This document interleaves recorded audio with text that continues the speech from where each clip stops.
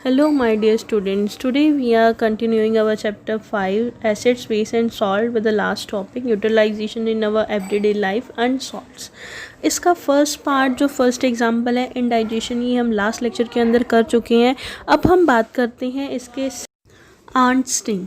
अब इसका मतलब यहाँ क्या है, कहता है जो आंट होती है, चींटी होती है, जब वो डंक मारती है, स्टिंग मतलब उसका डंक, तो वो कौन सा एसिड हमारी बॉडी के अंदर छोड़ती है, वो फॉर्मिक एसिड हमारी बॉडी के अंदर छोड़ती है. अब ये जो फॉर्मिक एसिड है, इसकी वजह से ही हमें जो पेन है वो होना शुरू हो जाता है.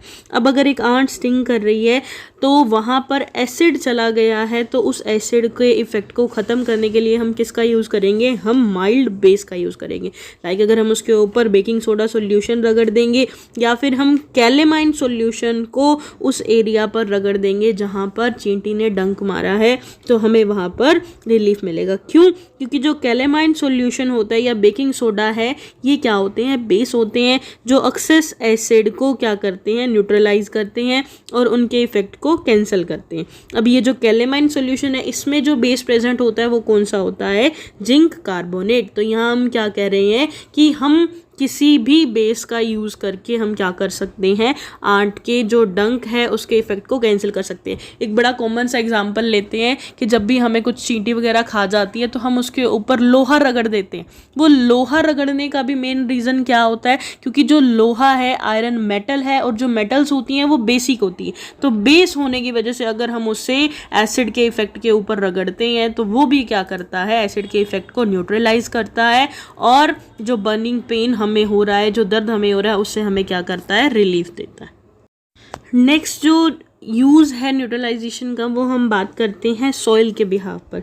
अब जो मिट्टी है वो हमारी कई बार एसिडिक भी हो जाती है और बेसिक भी हो जाती है नेचुरली, और उस कंडीशन में क्या होता है, जो प्लांट्स है वो अच्छे से ग्रो नहीं कर पाते अगर एक जगह की मिट्टी ज़्यादा एसिडिक हो जाती है या ज़्यादा बेसिक हो जाती है. अब excessive use of chemical fertiliser, जब हम फर्टिलाइजर्स डालते हैं और उसका बहुत ज़्यादा यूज़ करते हैं तो उसकी वजह से क्या हो जाती है, हमारी सॉइल बहुत ज़्यादा एसिडिक हो जाती है. और सॉइल जब बहुत ज़्यादा एसिडिक हो जाती है, हम उसके ऊपर बेस अप्लाई करते हैं. लाइक हम कैल्शियम ऑक्साइड या कैल्शियम हाइड्रोक्साइड, क्विक लाइम और स्लेक्ड लाइम का सॉल्यूशन वहाँ पर क्या करते हैं, यूज़ करते हैं. अब ये जो बेसिस हैं, स्लेक्ड लाइम है या हमारा जो क्विक लाइम है, ये क्या करता है, ये बेस होने की वजह से जो एक्सेस एसिड सॉइल के अंदर प्रेजेंट होता है उसको क्या करता है, न्यूट्रलाइज करता है.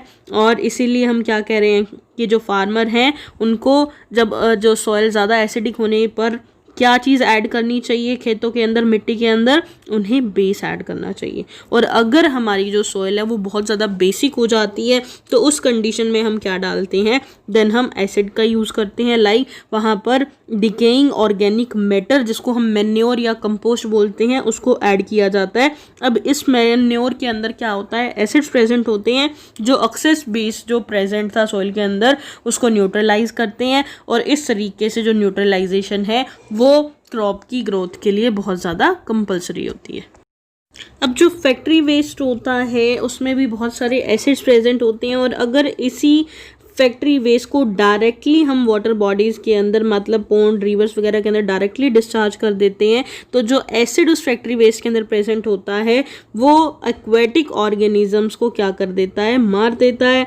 और ये जो एसिडिक फैक्ट्री वेस्ट है इसको डायरेक्टली हम नहीं फेंकना चाहिए, हमें उससे पहले ट्रीटमेंट प्रोवाइड देना चाहिए विद बेसिक सब्सटेंस, ताकि वो जो एसिड का इफेक्ट है उसको ख़त्म किया जा सके और वहाँ न्यूट्रलाइजेशन की जा सके. तो इस तरीके से हम कहते हैं कि बहुत सारे ऐसे यूजेस हैं न्यूट्रलाइजेशन का जो पार्ट है जिसको हम अपने डेली लाइफ में यूज़ करते हैं. अब हम बात स्टार्ट करते हैं सॉल्ट्स की.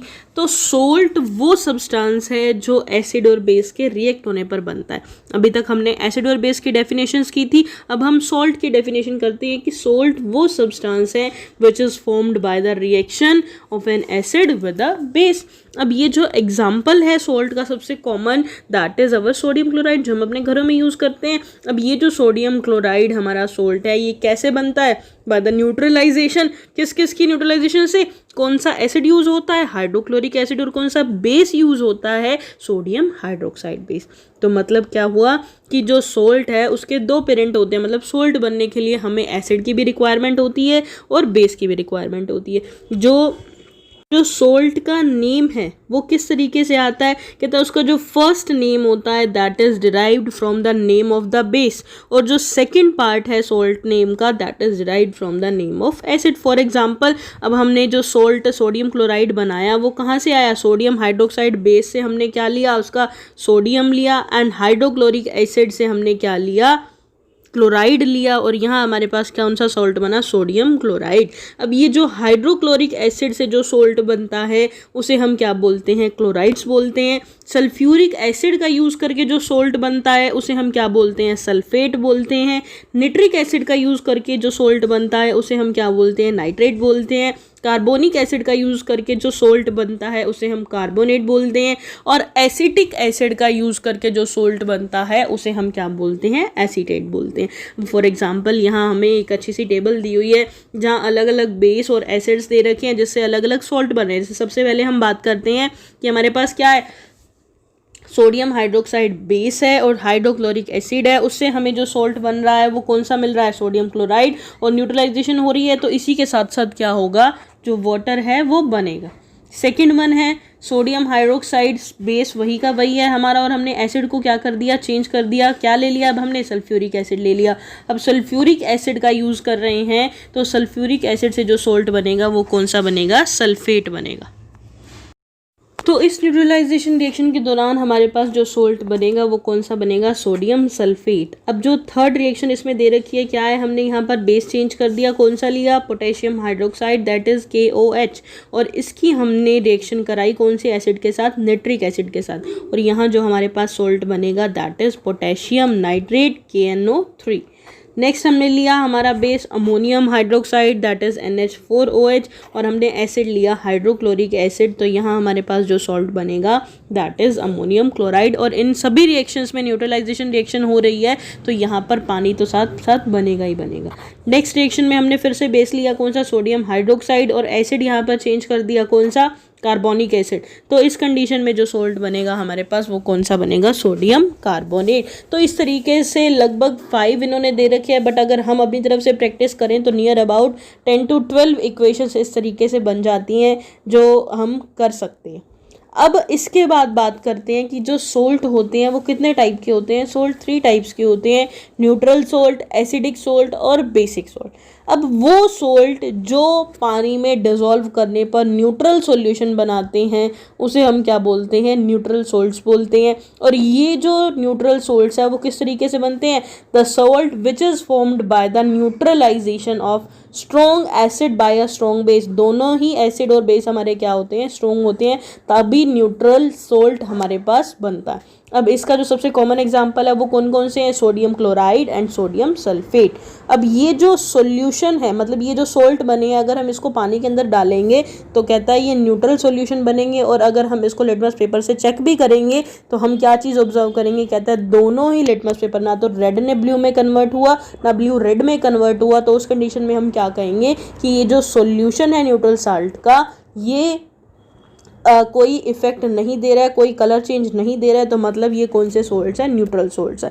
सेकंड हम बात करते हैं किसकी, एसिडिक सोल्ट्स की। अब एसिडिक सोल्ट्स वो सोल्ट्स होते हैं जो एसिडिक सॉल्यूशंस बनाते हैं ऑन डिसॉल्विंग इन वाटर, जब हम उसे पानी में क्या करते हैं, मिक्स करते हैं। अब इसमें न्यूट्रलाइजेशन किस किस की होती है, कहता है एसिड स्ट्रॉन्ग होता है, बट इस स्ट्रॉन्ग एसिड की रिएक्शन एक वीक बेस के साथ होती है, और उस कंडीशन में जो सोल्ट बनता है वो कौन सा होता है, एसिडिक सोल्ट्स होता है। अब ये जो एसिडिक सोल्ट है इनमें कौन कौन से सोल्ट्स इंक्लूड होते हैं, sodium chloride NH4Cl and ammonium sulphate. ये दोनों सोल्ट्स किसके अंदर इंक्लूड हो रहे हैं, एसिडिक सोल्ट्स के अंदर इंक्लूड हो रहे हैं। और इनका हम क्या देखेंगे कि जब हम लिटमस पेपर से चेक करेंगे तो ब्लू लिटमस किस में कन्वर्ट हो जाएगा, रेड लिटमस में। तो इस तरीके से ये जो सोल्ट्स होंगे ये कौन से सोल्ट्स कहलाएंगे, एसिडिक सोल्ट्स कहलाएंगे। अब हम बात करते हैं बेसिक सोल्ट्स की। कहता है वो सोल्ट्स जो पानी में डिसॉल्व करने पर बेसिक सॉल्यूशन बनाते हैं उन्हें हम क्या बोलते हैं, बेसिक सोल्ट्स बोलते हैं। और ये किस वजह से बनते हैं, ड्यू टू द न्यूट्रलाइजेशन। अब यहाँ पर न्यूट्रलाइजेशन किसकी हो रही है, एसिड यहाँ पर वीक है और बेस हमारा क्या है, स्ट्रॉन्ग है। तो weak acid with strong base जब न्यूट्रलाइजेशन करते हैं तब जो सोल्ट बनता है वो कौन सा बनता है, बेसिक सोल्ट बनता है। और इसका जो कॉमन कॉमन एग्जाम्पल है वो कौन कौन से हैं, sodium carbonate and sodium hydrogen carbonate, मतलब हमारा बेकिंग सोडा। अब ये जो सॉल्यूशन है बेसिक सोल्ट्स के, जब हम इसको पानी में ऐड करके लिटमस पेपर से चेक करेंगे तो what we observe that red litmus is converted into blue. तो यहाँ हमने क्या कहा कि जो सॉल्यूशन है सोडियम कार्बोनेट का या सोडियम हाइड्रोजन कार्बोनेट का, उसने क्या किया, पानी में मिक्स होने के बाद रेड लिटमस को ब्लू के अंदर कन्वर्ट कर दिया। तो यहाँ हमारा जो सोल्ट हुआ वो कौन सा हुआ, बेसिक सोल्ट हुआ। अब हमारा जो ये चैप्टर है वो कंप्लीट हो गया है और आपने इसे बहुत अच्छे से अब प्रिपेयर करना है।